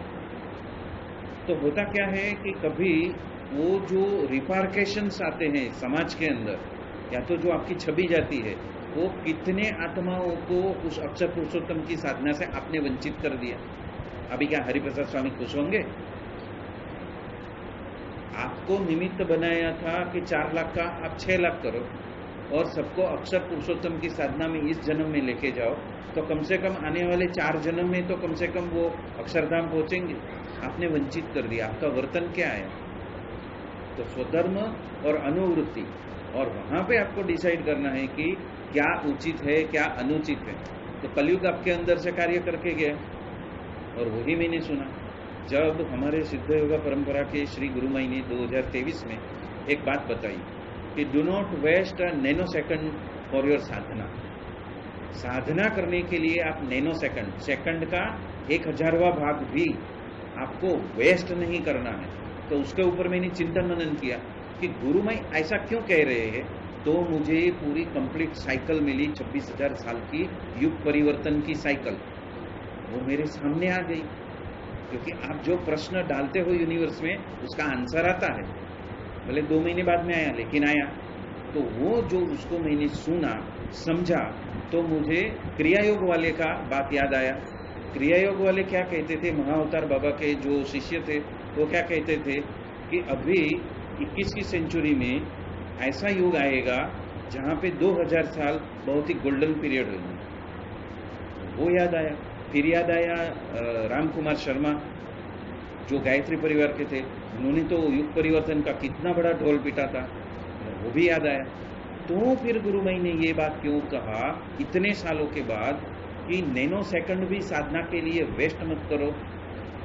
तो जब हम प्रतिसाद देते हैं, जो कुछ बोला जाता है उसको हम प्रतिसाद देते हैं, जैसे शास्त्री जी महाराज ने प्रतिसाद दिया, जैसे काका जी महाराज ने प्रतिसाद दिया कि इस वक्त हमें क्या एग्जाम्पल सेट करना है, वो एग्जाम्पल इस युग की क्या जरूरत है, उसके हिसाब से चलेंगे तो कार्य होएगा। जैसे भरत भाई और वसी भाई को प्रेरणा हुई कि 25 लाख स्क्वायर फीट की एफएसआई यदि कोई और लेके जाएगा, उससे अच्छा जो योगी जी महाराज का सपना है उसको फुलफिल करने के लिए 70 प्लस की आयु में भी 2-2, 3-3, 4-4 महीना आराम को छोड़ के, कंफर्ट जोन को छोड़ के वो पूर्ण विश्व का परिभ्रमण करते हैं। क्यों कर रहे हैं? अनुवृत्ति क्या उनको पहले नहीं आई होगी? जब मंदिर बने हैं तभी नहीं आई? उनको तभी भी योगी का क्या सपना है वो तो पता ही था ना। पर एक है स्वधर्म, एक है अनुवृत्ति, और उसमें सर्वोपरि रिस्पॉन्स कहाँ पे देना है वो मुझे समझ में नहीं आएगा, तो ये शास्त्र समझ में नहीं आएंगे। अभी समझो हमने सुना कि गणपति जी दूध पी रहे हैं, हाँ, एक जगह पे वीडियो आया, व्हाट्सएप ने क्या किया, आग लगा दी। पूरे विदेशों में भी लोग वो दूध पिलाने के लिए दौड़ पड़े। और तब मेरे मन में एक ही विचार आया कि यदि 100, 1000, लाख लोग उसको दूध पिला रहे तो उनकी तबीयत की कंडीशन कैसी होगी? उनकी तबीयत की तो कोई सोचता ही नहीं है। भले वो दूध पी रहे हैं, ठीक है पी रहे हैं, लेकिन आपको उसकी टेस्टिंग क्यों करनी है? एक भक्त ने पिलाया, आपने देख लिया, बात हो गई, खत्म हो गई। एक वीडियो देख लिया, गणपति जी दूध पी रहे, बात खत्म हो गई। आप मानसी में दूध पिला दो या तो प्रत्यक्ष में जाके जो पिला रहे उसको हाथ लगा दो। आपको आपका दूध लाके उनको आपको ही पिलाना है, क्यों पिलाना है? आप 100 जन हाथ लगा लो ना, आपकी भावना पूछ गई ना। तो वो जो प्रेजेंट मोमेंट में क्या करना है, इस वक्त में मुझे क्या करना है, उसमें स्वधर्म और अनुवृत्ति दोनों को देखना पड़ेगा। और उसमें न्यायोचित क्या है, सर्वोत्कृष्ट क्या है, और मुझे क्या करना है, उसका स्फुरण आपको हृदय गुफा में जाके ही पता चलेगा। और उस वक्त क्या काम में आएगा? शास्त्र में प्रकट क्या कह रहा है, मेरा इस वक्त का उत्तरदायित्व तो क्या है, वो मैं नहीं समझ पाऊंगा, तो ये पूरा जो ज्ञान है वो फेल हो जाएगा। लिखा किसने? हरिप्रसाद स्वामी ने, बराबर है। और कांड कहाँ पे हुआ? उनकी संस्था में। क्या फायदा हुआ इसका? कुछ फायदा नहीं हुआ ना। यदि एक बात भी पढ़ लेते और उसको जीवन में उतारते तो आज कम से कम बाकी 2 लाख परिवार जो है वो आज अक्षर पुरुषोत्तम की उपासना में जुड़े हुए रहते। पर ठीक है, उनकी लीला है, हमें तो साक्षी भाव में रहना है। कोई सच्चा है कोई बुरा है वो देखने की, हमें नॉन जजमेंटल होके सारी लीला को देखना है। तो एक दूसरी बात बताता हूँ कि हरिप्रसाद स्वामी जिस दिन देह छोड़ने वाले थे कोविड की वजह से हम ऑनलाइन ही सत्संग करते थे, फिर भी क्या हुआ, मुझे ऐसी प्रेरणा हुई कि नहीं, मैं आज शाम को मैं यहाँ पे आऊँ। और यहाँ पे आते वक्त 2 जन मिले। 2 जन में से एक कौन था, एक सत्संगी था, वो मिला, और एक एकदम काला काला आदमी मिला, जैसे बोले ना यम हो, वो ये मिला। और फिर यहाँ पे आया तो यहाँ पे मुझे आरती करने को मिला, तो पता चला कि हरिप्रसाद स्वामी बहुत मुस्कुरा रहे हैं। और फिर जब घर पे पहुंचा तो पता चला उन्होंने देह त्याग की। तो अभी ये अनुग्रह कैसा हुआ, उन्होंने क्या किया, मुझे यहाँ पे आरती करवा के जो वो काला पुरुष मिला था, वो मेरा जो दुर्भाग्य था ना, उसको ही मैंने हाथ जोड़ के जय स्वामीनारायण बोला और मैं आगे चला। वो मुस्कुराया, मतलब कि मेरे कितने सारे दुर्भाग्य को एक आरती कराने के चक्कर में वो अपने साथ लेके गए। वो क्या था, मेरा प्रारब्ध कर्म खुद आके खड़ा था उस व्यक्ति, काला व्यक्ति के रूप में। और वो हरिप्रसाद स्वामी जाते जाते लेके गए। क्यों? क्योंकि मुझे वो अनुवृत्ति समझ में आई कि आज मुझे यहाँ पे कितना भी बंधन होने दो, मुझे आज यहाँ पे आना है और आरती करनी है। और वो क्यों मुस्कुराई, वो मूर्ति क्यों मुस्कुराई? क्योंकि जो मेरा दुर्भाग्य था उसको मैंने क्या बोला, जय स्वामीनारायण, और उसने क्या प्रतिसाद दिया, जय स्वामीनारायण। तो हमारा दुर्भाग्य उस हमारी अनुवृत्ति को फॉलो करेंगे तो इतना जन्मों जन्म का दुर्भाग्य सबसाइड हो गया। कौन सी बात के लिए, कि मुझे जो प्रेरणा हो, ये नहीं आज तो मुझे जाना है, भले जूम मीटिंग हो ना हो, पर आज मुझे यहाँ पे आना है। तो वो जो बात जो हम पकड़ पाए तो हम सूर्योदयी है, उनकी अनुवृत्ति को पकड़ पाए तो हम सूर्योदयी है। तो जो बात हमें पकड़नी है वो हृदय की बॉटम हृदय और ये टॉप हृदय। तो बॉटम हृदय में, लोअर हार्ट में गए बिना वो बात समझ में आने वाली नहीं है, और वही नहीं हुआ है, वो स्वरूप योग ही नहीं हुआ है। फ्रॉम द बिगिनिंग महाराज चाहते थे कि वो हो जाए, पर क्या बताया कि पूछड़े पानी पिया, मतलब कि चक्रों में गए लेकिन हृदय की गुफा में गए नहीं। और इसीलिए हृदय की गुफा में लेके जाने वाला वो नित्यानंद भगवान मैनिफेस्ट होके इस पृथ्वी पे यहाँ पे ही महाराष्ट्र में आके गए, हमारे आंखों के सामने आके गए। वो सिद्धपरा जो करोड़ों साल में कभी मैनिफेस्ट होती है, वो इस वक्त मैनिफेस्ट हुई। जो कश्मीरी शैविज्म, वो कश्मीरी शैविज्म एक लुप्त शास्त्र कहा जाता, जो भारत की भूमि से लुप्त हो चुका था करोड़ों साल से, वो मैनिफेस्ट हुआ, वो भी कलयुग। क्यों? क्योंकि वो युग परिवर्तन आ रहा है, और उसमें यदि हृदय के गुफा में नहीं घुसेंगे, लोअर हार्ट में नहीं जाएंगे, तो स्वधर्म और अनुवृत्ति के बीच में भीषण युद्ध होएगा। तो उसमें से बाहर आने के लिए वहां पे जाके मेडिटेशन करना ही है। तो करोगे तो बहुत सारी ग्रंथियां टूटेगी, और हृदय में जाना मतलब विष्णु ग्रंथि का भुक्का बुलाना। 3 ग्रंथियां हैं, ब्रह्म ग्रंथि है, विष्णु ग्रंथि है, रुद्र ग्रंथि है। तो हृदय में जाना मतलब कि विष्णु ग्रंथि का भुक्का बुलाना, मतलब कि ईश्वर के तीनों शरीर, जो अव्याकृत, सूत्रात्मा और विराट, ये तीनों शरीर का भुक्का बोला के उसके आगे जाना है। और वहां से ही आगे नहीं गई तो कृष्ण से आगे क्या जाओगे? नहीं जा पाओगे। आपने कितनी भी शिव की आराधना की, वो 3 शरीर को पार नहीं कर पाओगे।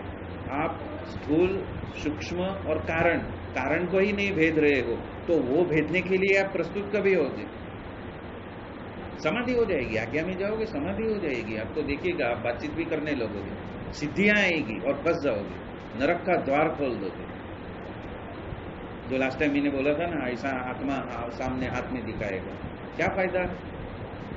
फायदा कुछ नहीं। चमत्कार करने वाले से दूर ही रहो। वही बताया ना, चमत्कार कितना भी चमत्कार कर लो, उसकी क्या मर्जी है इस पल में, वो समझ में नहीं आया। और मेरा स्वधर्म क्या है, वो दोनों के बीच में घर्षण में सर्वोत्कृष्ट को आप नहीं पकड़ पाए, तो आप शास्त्री जी महाराज को नहीं समझ पाओगे। शास्त्री जी महाराज ने क्या किया, स्वधर्म में उन्होंने क्या प्रतिपादित किया? नहीं, कितना भी वड़ताल मुझे ऐश्वर्य देने की बात करे, मैं इनको छोड़ने वाला नहीं हूं, मैं अक्षर पुरुषोत्तम की उपासना में ही आगे बढ़ूंगा। तो वो जो प्रिंसिपल है, तो धीरे धीरे हम आगे बढ़ेंगे। और इसी के साथ में आज का वक्तव्य और आज का सत्संग यहाँ ही संपन्न करते हैं। बोलो सहजानंद स्वामी महाराज की जय जय जय। धाम धामी मुक्तो की जय जय जय। सर्व गुणातीत स्वरूपों की जय जय जय। आप सभी को बड़े सम्मान से जय स्वामी नारायण। तो ये बात थी प्रकरण 5 की छठी बात। आनंद स्वामी महाराज की जय जय जय। स्कंद पुराण में दर्शित श्री गुरु गीता और उसका श्लोक नंबर 122। पिंडे मुक्ता पदे मुक्ता रूपे मुक्ता वरानने रूपातीते तु ये मुक्ता स्ते मुक्ता नात्र संशय। यहाँ पे एक रहस्य बताया है कि जिसकी कुंडलिनी शक्ति जागृत हो चुकी है वो पिंड से मुक्त हो चुका है। जिसके प्राण हंस पद में स्थिर हो गए हैं तो वो पद से मुक्त हुआ है। और जिन्हें आत्मज्योति रूप नील बिंदु के दर्शन हुए हैं वो रूप से भी मुक्त है। जो निरंजन निर्विकार निर्विकल्प स्थिति में रहते हैं वो मुक्त है, उसमें कोई संदेह नहीं है। तो यहाँ पे जो बंधन है वो बंधनों की बात की है। हम शरीर के बंधनों में हैं, हम मन बुद्धि के संस्कृति के बंधन में हैं, स्मृतियों के बंधन में हैं, प्रारब्ध के बंधन में हैं। फिर ये जो पूरा संसार जो माया जगत रचा है उसमें ग्रह नक्षत्र उसके बंधन में है। तो जो पिंड है तो पिंड से भी हम मुक्त है यदि हमारी कुंडलिनी शक्ति जागृत हो गई। तो वो पहला स्टेप बताया वो अन्नमय शरीर जो मुक्त होता है तो हम पिंड से मुक्त हो जाते हैं जब कुंडलिनी शक्ति जागृत हो जाती। दूसरा बात बताया है कि प्राण हंस पद में स्थिर हो जाते हैं तो हम पद से भी मुक्त है। मतलब ये जो प्राण है वो हमारे नील बिंदु में स्थित है और नील बिंदु जब फट जाता है तो कारण शरीर से भी आगे की स्टेज है तो हम एक ऐसे जोन से मुक्त हो जाते हैं जहाँ पे हमारा प्रारब्ध बाद में बचता नहीं है। पर प्रारब्ध नहीं बचता है लेकिन जो स्वभाव है कारण शरीर में वो अभी बाकी है। जो श्री वसी भाई ने आज बताया कि जो हमारे अंदर दोष है वो दोषों का हमें सबको साफ करना है, शुद्ध करना है, दोषों से मुक्त होना है, तो वो बाकी रहता है। तो वो हंस पद से होता है जब हम चौथे शरीर में जाते हैं जो नील बिंदु है तो नील बिंदु से भी हम मुक्त हो जाते हैं। तो उसको कहते हैं कि आत्मज्योति रूप नील बिंदु के दर्शन तभी उसको होता है और वो रूप से मुक्त हो जाता है। मतलब ये जो मानव रूप जो नव शरीर मिला है वो सारे रूपों से वो मुक्त हो जाता है जीते जी। ये जो जीवन मुक्त की स्थिति बताई है उसकी बात यहाँ पे कर रहे हैं कि जीते जी एक जीव ये सारे रूपों से, ये सारे बंधनों से, ये सारे शरीरों से हमेशा के लिए मुक्त हो जाता है फॉरएवर। फिर उसको वापस वो शरीरों में बंधन आता नहीं है। उसको ऐसे जोन में जन्म लेना नहीं पड़ेगा। हाँ, कुछ वासनाएं बाकी रह गई तो बद्रिकाश्रम है, श्वेत द्वीप है या तो सूर्यलोक है, उसमें जाना पड़ेगा लेकिन वो टेम्पररी समय तक, जब तक वो साफ नहीं हुए हैं तब तक। और जो निरंजन निर्विकार निर्विकल्प स्थिति में रहते हैं वो मुक्त है और उसमें कोई भी संदेह नहीं। मतलब कि जब आप ध्यान करते हो तो ये सारी प्रक्रिया अपने आप होती है। तो ये सारी प्रक्रिया को समझाने के बजाय वो क्या कहते हैं, आप ध्यान करो। वो ध्यान करो एक शब्द में सब कुछ आ गया तो आपको उसका विज्ञान समझ में नहीं आएगा, उसका जो सफाई कार्य है वो समझ में नहीं आएगा, उसके अंदर जो प्रोसेस होती है उसमें जो ऊर्ध्वगमन होता है वो आपको समझ में नहीं आएगा।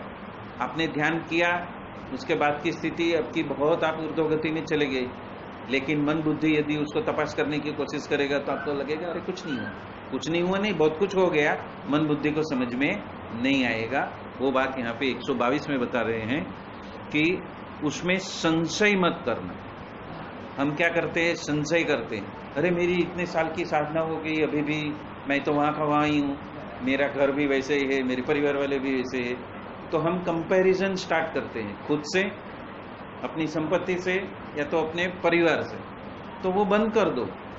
आप जीवन मुक्त के रास्ते पे चल पड़े हो तो अभी उसमें संशय मत करो कि आपको जो गुरु मिले हैं वो इतने उच्चतम गुरु मिले हैं कि वो गुरु आपको ये सारे पदों से हर दिन आपकी यात्रा चालू है और आप ये सारे स्तरों को पार कर रहे हो, चाहे हमें समझ में आए या न आए।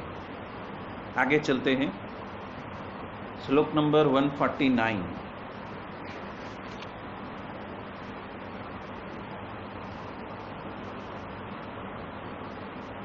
कामितस्य कामधेनु कल्पना कल्पपादपः चिंतामणिश्चिंतितस्य सर्वमंगल कारकम। ये गुरु गीता में भी चिंतामणि की बात की है। ये चिंतामणि का रहस्य क्या है वो भी हम देखते हैं। वो चिंतामणि हमारे अंदर है। कैसे है? इस गुरु गीता का जो पाठ सकाम भक्ति करने वाले हैं उसके लिए कामधेनु समान, इसलिए ये गुरु गीता देवों को नहीं दी जाती क्योंकि उनके पास में कल्पवृक्ष है, तो इसकी उनको जरूरत नहीं है। लेकिन जो भौतिक देहधारी जो जीव आए हुए हैं और जिनको सिर्फ भक्ति करनी, सांसारिक चिपकाव से वो अलग हो चुके हैं, सांसारिक रिक्वायरमेंट से वो अलग हो चुके हैं, उसके लिए ये कामधेनु समान है। क्योंकि अभी उसका फोकस क्या है? जीवन मुक्त होने, वही उसका फोकस है। जिसको जीवन मुक्त होना है उसके लिए कामधेनु है, नहीं तो यही पावर क्या हो जाएगा? उसके गले के फांस हो जाएगा। जो वरदान को एक जीव अज्ञान की वजह से क्या बना देता है? गले की फांस बना देता है। वो अनंत जन्म पैदा करता है, क्योंकि पावर आता है तो पावर करप्शन कर देता है। यदि ये गुरु गीता या तो जो भी ध्यान मेडिटेशन आप करते हो उससे आप सांसारिक मैनिफेस्टेशन में चले जाते हो तो क्या होएगा? आपकी शक्ति उधर चली जाती है। जो आपके ऊर्ध्वगमन में इस्तेमाल होनी है उसके जगह पे वो शक्ति दूसरे कार्य में चली जाती है, तो उसका फल आपको आपकी ऊर्ध्वगति में नहीं मिलता। तो इसीलिए कहते हैं कि हमें निष्काम भक्ति करनी है। तो निष्काम भक्ति में ये बात आ गई कि वो कामधेनु है, पर उसका इस्तेमाल कैसे करना है? हमारी ऊर्ध्वगति के लिए करना है। कौन सी ऊर्ध्वगति? कि हम जीते जी जीवन मुक्त की स्थिति में आ जाए, कि जिसके वजह से हम जब ये देह छोड़े तो हम सीधे धाम में पहुंच जाए। इसीलिए ये बात कहा है कि जो सकाम भक्ति करने वाले हैं उसके लिए कामधेनु है, पर वो वरदान तभी बनेगा जब हम निष्काम भक्ति करते हैं। यदि हम सकाम भक्ति करेंगे, संसार और व्यवहार के लिए इस्तेमाल करेंगे, तो वो पावर उधर चला जाएगा, कोई वांधा नहीं, आपको वो चीज मिल जाएगी। इसीलिए मैं कभी यहाँ पे बोला नहीं कि यहाँ पे बड़ा हॉल हो जाएगा, नहीं, वो सकाम भक्ति, उससे हमें कुछ मतलब नहीं। वो उन्होंने जो नक्की किया होगा वो होने वाला है, तो उसके पीछे हम क्यों अपना सर खपावे? हमारी एनर्जी उसमें नहीं डालनी। जैसे मैं जब भी ध्यान मेडिटेशन करता था 94 से, तो मैंने सांसारिक कार्य के लिए उसको मैनिफेस्ट नहीं किया। बोला जो हम मंत्र जाप करते हैं उसका जो उद्देश्य है वो उसका उद्देश्य के संलग्न में ही मैं ध्यान करता हूँ। मंत्र किसके लिए दिया है उसके लिए मैं ध्यान करता हूँ। तो वो बात हमें ध्यान में रखनी है। हम क्या करते हैं? हमें कुछ पावर मिलता है, हम उसका इस्तेमाल किसी और जगह के लिए करते हैं। हमें ये घर मिला है तो हम इसको मोक्ष के लिए भी इस्तेमाल कर सकते हैं, या तो कुछ सैर सपाटा और वो रमी और पत्ता और कैरम खेलने में भी उसका इस्तेमाल कर सकते हैं। जगह है, चालू कर दो क्लब, रुपया आने लगेगा, हाँ, फेमस हो जाओगे,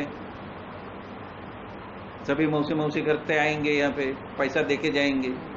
कोई बीड़ी पिएगा, कुछ क्या पिएगा, कोई व्यसन करेगा, कुछ क्या बोलेगा, कोई बातें करेगी, तो वो वाइब्रेशन कैसे होंगे?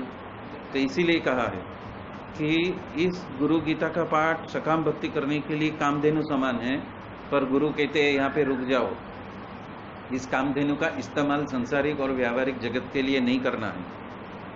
संकल्प को सफल करने वाली इच्छा करने के लिए ये कल्पवृक्ष समान, मतलब कि जिस वक्त आप ये गुरु गीता का पाठ करते हो, स्तवन करते हो, तो ऐसा समझ जाओ आप कल्पवृक्ष के पास में हो।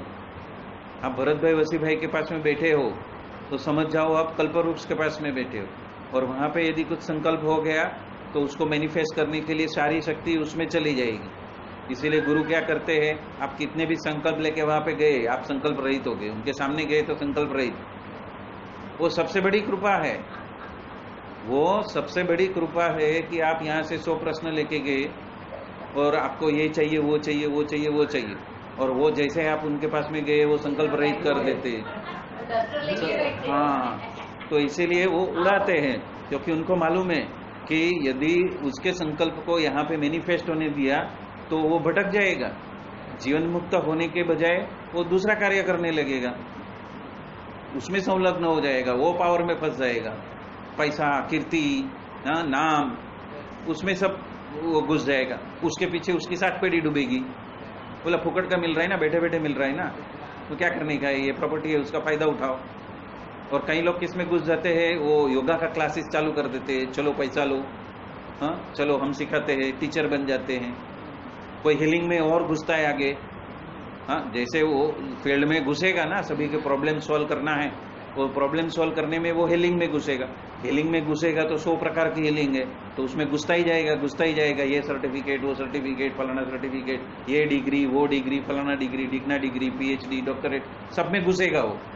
और बाद में उसका परिणाम क्या होएगा, उसका मूल उद्देश्य से वो कितना दूर भाग जाएगा, उसको खुद को समझ में नहीं आएगा। इसलिए मुक्तानंद बाबा जो है हमारे, वो कभी इंटरनेशनल हीलिंग कॉन्फेडरेशंस में गए थे, कॉन्फ्रेंस में गए थे पेरिस में, फ्रांस में, और उधर जाके सभी वक्ताओं को सुना। और जब उनको मौका मिला तो उन्होंने क्या बोला कि ये हीलिंग करना बंद कर दो। आप हीलिंग सीख के आए थे ना, प्राणिक हीलिंग, मेरे पास में भी अपॉर्चुनिटी था हीलिंग सीखने का, किशोर भाई मास्टर के पास में, पर मैं गया नहीं, क्योंकि योगी बापा ने स्ट्रिक्टली बोला है हीलिंग नहीं करने का, सिद्धियों में नहीं जाने का। और मुक्तानंद बाबा ने भी पेरिस में जाके उस कॉन्फ्रेंस में बोला कि जो परम पद को पाना है वो परम पद के लिए आपकी ऊर्जा का इस्तेमाल करो, नहीं कि लोगों की हीलिंग के लिए। आप यज्ञ करते हो, उसका दान आप किसी को दे सकते हो, आप कुछ संपत्ति अर्ज करते हो, उसको आप डोनेशन में दे सकते हो, पर आप जो स्पिरिचुअल ऊर्जा है उसका इस्तेमाल सिर्फ उस परम पद, वो टॉप पे चले जाओ, और टॉप पे जाने के बाद में जब उसकी इच्छा क्या है वो आपको समझ में आए तब जाके वो करो, अदरवाइज उसको अभी के अभी छोड़ दो। तो वहां से जितने थे उसमें से करीब 45% लोगों ने इंस्टेंट हीलिंग छोड़ दी। मैं भी उस रास्ते में घुसा था, और मेरे सामने मुक्तानंद बाबा के परम भक्त आ गए मेरे सामने, जब मैं जय हिंद में सेवा के लिए जाता था। उन्होंने मुझे ये प्रसंग बोला कि जिंदगी में कभी हीलिंग मत करो। बाबा ने ये कॉन्फ्रेंस में बोला है कि पहले आप परम पद के स्थान पे पहुंच जाओ, पहुंचने के बाद में आपको पता चलेगा मेरी गुरु की इच्छा क्या है। अभी आपको पता नहीं है आपको आपके गुरु की इच्छा क्या है, आप चालू कर दोगे सब, तो क्या होएगा, आपकी ऊर्जा उसमें वेस्ट हो जाएगी और ऊर्ध्वगमन वैसा का वैसा हो जाएगा, और ऐसे ऐसे आत्माओं से आपका कर्म बंधन हो जाएगा कि जो आपके लिए बहुत खतरनाक है, बहुत खतरनाक है। ये जो कर्म बंधन है ना, वो बहुत, ये जो डिजीज एनर्जी बाहर निकालने का, वो इतनी चिकनी रहती है वो एनर्जी कि वो आपके कर्मों के ऊपर उसकी इंप्रेशन देती है। शायद आप बीमार हो जाओ, फिर लड़ेगा कौन, गुरु। तो ये जो कृपा है ना, ये कृपा पहले से ही मिली है। मैं जस्ट घुसा था और वो भक्त ने आके ये बात बोला, मैंने बंद कर दिया। वो हीलिंग शब्द से मैं दूर भागता हूँ, वो अपने को नहीं करना है। जो पापा जी ने बोला था कि सबसे पहले आप टेबल टॉप पे पहुंच जाओ, वो पहुंचने के बाद में उसकी इच्छा क्या है वो समझते हो जाओ, और फिर आगे बढ़ो, फिर कदम बढ़ाओ, फिर गुरु की आज्ञा होगी, गुरु की मर्जी होगी, उसी का ही वो काम करो। किसी का ढंढोरा मत पी, तो मैं करता हूं, कर सकते हैं। दुनिया की असीम शक्ति है, बहुत सारी फ्रीक्वेंसीज है, बहुत सारे ऐसे रसायन हैं जो हम इन्वोक करें तो आ सकता है, लेकिन इस्तेमाल नहीं करना। प्रेरणा हुई क्या, गुरु ने बोला क्या, नहीं बोला है ना, तो उसका ढिंढेरा भी नहीं पीटना है कि मैंने ये सर्टिफिकेट लिया, मैंने वो सर्टिफिकेट लिया, सब पढ़ा है लेकिन करने का नहीं। इस ऊर्जा को किसी की मुक्ति के लिए इस्तेमाल करो, उसके प्रारब्ध को मिटा के उसके ऊर्ध्वगमन के लिए ऐसे सत्संग करो, भजन करो, प्रार्थना करो, वो करो आप, लेकिन प्रभु को कर्ता मान के और प्रभु को करने दो। यदि समझो ये व्यक्ति है, अभी इनका जीते जी उनका कल्याण हो जाए, अक्षरधाम में जाए, ऐसा करना है, तो मैं उनके डिजीज का हीलिंग नहीं करूंगा। मैं उनके लिए प्रार्थना करूंगा कि वो हर पल उस मूर्ति की ध्यान में रहे, वो मेरे हाथ में है। तो वो कोई भी चिपकाओ या तो कोई कर्म, नया प्रारब्ध नहीं बनाना। बापू हमेशा कहते थे आप कुछ भी करो लेकिन नया प्रारब्ध क्रिएट मत करो। तो बापू इसके लिए हीलिंग नहीं करते थे, बापू क्या करते थे, दवाई देते थे। दवाई देने से क्या होता है, आपके कर्म नहीं बनते हैं, वो आपकी करुणा है, करुणा से आप दवाई दे दो, ठीक है, उसको जस्ती है, सूट होती है, नहीं होती है, बात की बात है। पर होता है कैसे कि वो धुन करते हैं और उन्होंने जो दवाई दी वो आपको असरकारक हो जाती है और आप उससे मुक्त हो जाते हो। योगिनी बेन भी वही करते, इस वक्त माधुरी बेन भी वही करते। इसलिए ये जो श्लोक है, इसलिए आज बहुत हमारा सौभाग्य है कि हम चिंतामणि को कैसे इस्तेमाल करते हैं, हमारे पास में सत्ता है, उसका इस्तेमाल कैसे करते हैं, तो हमें हमारे कल्याण के लिए, जीवन मुक्त होने के लिए उसको इस्तेमाल करना है। तो आप जीवन मुक्त हो, इसीलिए वो 122वां श्लोक लिया। और उसके बाद में पावर क्या है, तो ये पावर आपके पास में है पावर, लेकिन उसका इस्तेमाल वो दिशा में करना नहीं है। यदि बुखार आया है तो एक डॉक्टर की एक गोली जो क्रोसिन है वो लेके आओ, या तो पैरासीटामोल लेके आओ, वो 3 बार 4 बार, 1 दिन 2 दिन लिया, आपका बुखार चला जाएगा। उसके लिए हीलिंग करने की क्या जरूरत है, उसके लिए प्रभु को प्रार्थना करने की क्या जरूरत है। उसको बोलो फैमिली डॉक्टर को मिलो, दवाई लेके आए, बात खत्म करो, 2 दिन में ठीक हो जाएगा। जैसे उनको बोला कि इतनी सारी धुन करने की क्या जरूरत है, आपको हॉस्पिटल की जरूरत है, हॉस्पिटल में जाके आओ, डॉक्टर अपना काम करेगा, आप ठीक होके आ जाओगे। तो कभी क्या होता है, जो बात गोली से होती है वो बात आध्यात्मिकता से नहीं करनी है, यही प्रिंसिपल है। इसीलिए उनको बोला कि जाओ हॉस्पिटल में, दवा नहीं लेनी है, ऐसे नहीं, दवा लेनी है। उसके लिए धुन, उसके लिए गुरु को इतनी सारी धुन करनी पड़े, वो नहीं। स्पिरिचुअल ऊर्जा का इस्तेमाल आध्यात्मिक अपलिफ्टमेंट के लिए, सोल की जीवन मुक्त दशा पाने के लिए ही करनी है। बात घूम फिर के वहीं पे आती है। हम क्या करते हैं, ये संकल्प किया, वो संकल्प किया, नहीं, हमें संकल्प नहीं करना है। संकल्प आया है तो साक्षी बन के देखो, उसको जाने दो, लेट इट गो। वो हमारे अंदर चिपकाव नहीं बनना चाहिए। यहाँ पे उनको जब भी बड़ा बिल्डिंग बनाना है तभी वो बना देंगे, उसके लिए हमें नहीं सोचना। हमें हमारी ऊर्जा जीवन मुक्त होने के लिए इस्तेमाल करनी है, वो बात यहाँ पे कर रहे हैं। चिंतन, चित्त की शांति की इच्छा करने वाले के लिए ये चिंतामणि समान है, तो इसके लिए आप यूज कर सकते हो। चिंतन मनन के लिए ये जो चिंतामणि है उसका इस्तेमाल करो। इसीलिए एक्सरसाइज दिया ना कि हमें ज्यादा से ज्यादा जो शब्द हमारे कानों में आता है उसमें हम चिंतन मनन करें। और चिंतन मनन करने से क्या होएगा, नए आयाम खुलेंगे हमारे लिए, जो हमें जीवन मुक्त बनाएगा, नई नई फॉर्मूलाज मिलेगी, तो वो आगे करना है। चित्त की शांति के लिए जिसको ये चिंतामणि का इस्तेमाल करना है वो कर सकता है, यहाँ पे हिदायत दी है। चिंतन के लिए, चित्त की शांति के लिए आप इस चिंतामणि समान ये जो हमारी गुरु गीता है वो आप इसका इस्तेमाल कर सकते हो, और इसी तरह से सर्वरीत से वो मंगलकारी हो जाएगी। तभी वो मंगलकारी होएगी, नितर वरदान भी श्राप हो जाएगा। आप ऐसे गलियों में घूमने लगेंगे कि आपके पास में ऐसे ही लोग आएंगे। और मेरे पास में उसके बाद में जो व्यक्ति ने मुझे एक बार बताया कि मुक्तानंद बाबा ने घर कॉन्फ्रेंस में, जहाँ पे 200 से ज्यादा हीलर्स थे, उनको ये बात बताई, मैंने इमीडिएटली उसको छोड़ दिया कि मैंने सिखा ही नहीं, किसी को बोलना नहीं कि ये किया है, होने दो ना। न घर में किसी के लिए इस्तेमाल किया है, न किसी बाहर उसका प्रोपेगेंडा किया, और करना भी नहीं। गुरु है, गुरु रास्ता बताते हैं, और गुरु ही प्रेरणा देके उसके लिए वो अभिशाप न हो जाए, उसी तरह से हमें चैनलिंग करना। और शायद इसीलिए उन्होंने हमें ये ध्यान मेडिटेशन के थर्ड विंग में लिखे गए। इतने साल में उन्होंने करवाया है, लेकिन सिर्फ कहाँ पे करवाया, तारदेव में करवाया। तारदेव में हर बुधवार की सभा में वो ध्यान मेडिटेशन करवाते हैं, लेकिन क्या है, अभी उन्होंने ओपनली चालू किया। एक है ज्ञान मार्ग, ज्ञान मार्ग चलाया, दूसरा है भक्ति मार्ग, तो भक्ति मार्ग चलाया, और तीसरा है अपना योग मार्ग। तो ये योग मार्ग भी उन्होंने चालू किया, जो स्वरूप योग है वो अभी ओपनली जन जन के लिए खोला। सबसे पहले उन्होंने क्या खोला था, सत्संग, फिर क्या खोला, वचनामृत का एनालिसिस, तो वो ज्ञान मार्ग खोल दिया। अब एक ज्ञान के वजह से लोग भक्ति में घुसेंगे।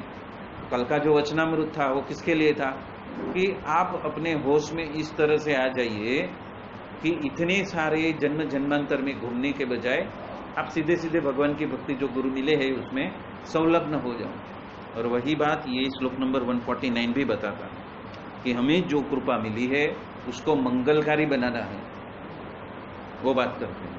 और जो श्लोक नंबर है 150, मोक्ष हेतु जपे नित्यम मोक्ष श्रियम वाप्नुयात् भोग कामो जपेद्यो वे तस्य काम फलप्रदम। अभी उसका एसेंस बताया है कि ये जो सारी जो चिंतामणि जो हमें मिली है, जो मोक्ष के इच्छा से उसका नित्यपाठ करते हैं उसको मोक्ष लक्ष्मी प्राप्त होती है। तो उसके लिए उन्होंने ये मंगलकारी दिशा बताई कि इसका इस्तेमाल आपको अपने खुद के मोक्ष के लिए करना है, किसी दूसरे से चौथे पांचवे या खुद के हेल्थ के इश्यू को ठीक करने के लिए नहीं बताई। जैसे योग का ध्यान मेडिटेशन बताया, वो योग का ध्यान मेडिटेशन खुद अपने आप में उतना पावर है कि वो आपको रोग मुक्त करेगा। तो अभी मुझे हीलिंग करने की क्या जरूरत है? आप खुद उस ध्यान मेडिटेशन में घुस जाओ, चिंतामणि का इस्तेमाल करो और उसके जो वाइब्रेशन है वो ही आपको रोग मुक्त कर देगा। तो अभी मुझे हीलिंग करने की जरूरत है? प्रार्थना करने की जरूरत है। प्रार्थना करो, हे गुरुदेव आप उनको वो ध्यान मेडिटेशन करवा देना जिसके वजह से वो रोग मुक्त हो जाए। बात शॉर्ट करो, हमारे पास में समय कम है तो हमारा फोकस मूर्ति में रहे। मोक्ष की इच्छा के लिए हम ये सारी साधनाएं उसका संकल्प में हम सम्मिलित हो जाए। वो बात जो भोग की इच्छा से पाठ करते हैं उसको इच्छित फल मिल जाता है, लेकिन वो क्या हो जाएगा? वो वरदान अभिशाप हो जाएगा। तो वो बात इसीलिए दो श्लोक साथ में लिया है कि श्लोक नंबर 149 और श्लोक नंबर 150। यदि आप भोग काम की इच्छा करेंगे तो भी मिल जाएगा, लेकिन उसमें हमें फंसना नहीं है, क्योंकि वो कुछ काम आने वाला नहीं है। वो हमारी तप की जो पावर है उसको वहां पे इस्तेमाल कर दोगे तो आप वैसे के वैसे जो पहले थे वैसे के वैसे यहाँ पे खड़े हो जाओगे। फिर भरत भाई देखेंगे 5 साल पहले थे वैसे ही थे, 10 साल हो गया वैसे ही है, 15 साल हो गया वैसे ही है। क्या कर रहे हैं? सब गुजर रहे हैं उधर सांसारिक और व्यवहारिक बातों की गेन के लिए ही आप सारा पावर उधर ही ड्रेन कर रहे हैं। क्यों ड्रेन कर रहे हैं? बापू जी बोलते थे, बापू क्या बोलते थे कि ऊपर से हम कृपा बरसाते, नीचे से आप नल खोल देते हो। क्यों बहा देते हो? कृपा को क्यों बहा देते हो? तो ये कृपा को बहाना कहते हैं। वो कृपा करते हैं और आप नीचे नल खोल के सब पानी बहा देते हो। सब फिर बोलते खाली क्यों ऐसा करते हो? तो ये श्लोक उसका निर्देश करते हैं कि सांसारिक भोग काम की इच्छा के लिए उसका इस्तेमाल मत करो, उसको मोक्ष की इच्छा के लिए जरूर इस्तेमाल करो। और वो हमें प्रार्थना रोज करनी है कि हमें इसी जन्म में हमें मोक्ष की प्राप्ति, परम पद की प्राप्ति या तो मुक्ताक्षर पुरुषोत्तम की जो स्थिति है, जो अवस्था है, वो अवस्था में हम सब डूब जाए। तो इसी के साथ में आज का ये सत्संग हम यहाँ संपन्न करते हैं। बोलो सहजानंद स्वामी महाराज की जय जय जय। धाम धमी मुक्तो की जय जय जय। सर्वगुणातीत स्वरूपों की जय जय जय। मुक्ताक्षर पुरुषोत्तम की जय जय जय। आप सभी को पाए लागन से जय स्वामी नारायण।